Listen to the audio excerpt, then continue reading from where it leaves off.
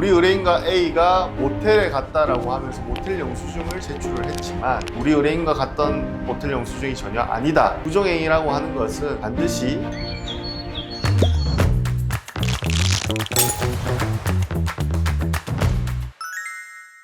안녕하십니까. 법무법인 테헤란 송인혁 변호사입니다. 오늘은 억울하게 상간남 또는 상간녀다 라고 하면서 소장을 받으신 그런 분들을 위해서 간략히 준비를 했습니다. 우리가 상간남 상간녀라고 하면 쉽게 말해서 배우자가 있는 사람인 것을 알면서 만나서 부정행위를 저지른 것을 뜻합니다. 사실 우리 인간관계가 아무리 남녀관계라고 해도 친구가 있을 수도 있고 직장 동료 관계라고 해도 더 가까운 사람이 있기 마련입니다. 그렇기 때문에 괜한 오해를 살 수도 있고 또 같이 붙어 있다 보면 이게 부정행위 아닌가 라고 상대방 배우자가 의심하는 경우도 더러 있습니다. 이 사건에서는 우리 의뢰인이 억울하게 직장 동료의 배우자로부터 상간녀다 라고 하며 손해배상 청구 소장을 받았던 케이스입니다.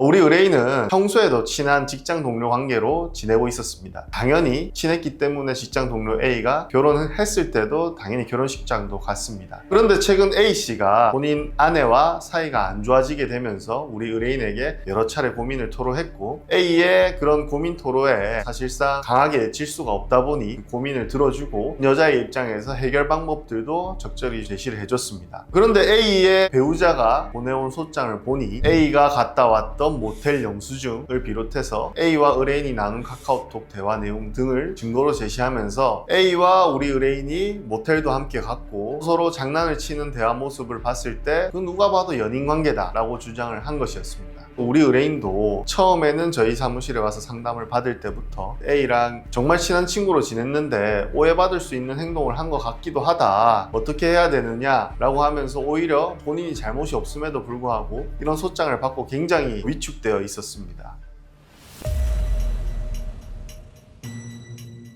우리 의뢰인은 A와 부적절한 관계가 아니었다라는 부분에 대한 자료들을 준비를 하기 시작했습니다. 첫 번째로 A가 우리 의뢰인한테 얘기하기를 지금 현재 자기 아내와 별거 중이고 이런 부분이 굉장히 고민이 된다라고 먼저 보내왔던 카카오톡 대화 내용을 캡처를 했습니다. 우리 의뢰인은 A가 아니라 실제 다른 사람과 만나기 위해 소위 썸 타는 관계에 있었습니다. 그렇기 때문에 A와 우리 의뢰인이 만났던 장소가 은밀한 공간이 아니라 누구나 갈 수 있는 카페, 식당 이런 공개적인 장소였다는 점도 주장을 했습니다. 그리고 A의 배우자가 제출한 모텔의 영수증이 실질적으로 우리 의뢰인과 함께 간 증거가 아니었기 때문에 우리 의뢰인과 갔던 모텔 영수증이 전혀 아니다 라고 주장을 했습니다. 그리고 우리 의뢰인과 A가 친구 사이로 지내면서 같이 찍었던 사진이나 동영상 역시도 이게 누가 봐도 연인 관계로 볼 수 없을 정도로 팔짱을 끼거나 손을 잡는 스킨십이 전혀 없었고 그냥 같이 있었다라는 사실을 남기기 위한 그 정도의 사진이었을 뿐이다 라는 점을 강조해서 우리가 흔히 얘기하는 부정행위가 전혀 없었다라는 점을 적극적으로 반박을 했습니다. 재판부에서는 저희의 주장을 받아들여서 원고가 부정행위를 합리적인 의심이 없을 정도로 증명하지 못했다라고 해서 원고의 청구를 기각하였습니다.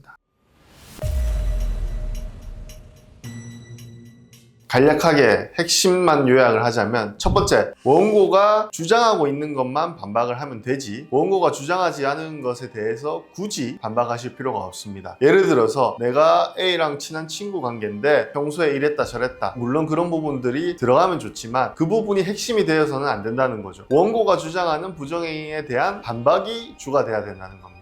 두 번째로 원고가 부정행위라고 주장하고 있는 그 근거가 되는 증거에 대한 반박이 필요합니다. 이 사건에서는 우리 의뢰인과 A가 모텔에 갔다라고 하면서 모텔 영수증을 제출을 했지만 실질적으로 우리 의뢰인과 같이 갔던 모텔의 영수증이 아니었습니다. 즉 원고가 주장하고 있는 증거가 이 사건의 부정행위를 입증할 수 없는 증거다라고 주장을 하는 게 필요합니다. 사실 부정행위라고 하면 그 경계나 기준이 모호하기 때문에 이런 소장을 받고 본인이 혹시나 오해할 만한 행동을 한 건 아닌지 걱정부터 앞섭니다. 하지만 부정행위라고 하는 것은 반드시 원고, 즉 부정행위가 있었다라고 주장하는 쪽에서 입증을 해야 되고 단순히 남녀 친구 관계에서 있을 수 있는 정도의 교류만으로 부정행위가 입증되는 것은 절대 아닙니다. 그렇기 때문에 내가 했던 행동 그리고 내가 가지고 있는 증거를 토대로 이게 부정행위에 해당되는지 여부를 법률 전문가에게 한번 꼭 검토를 받아보시는 게 좋습니다.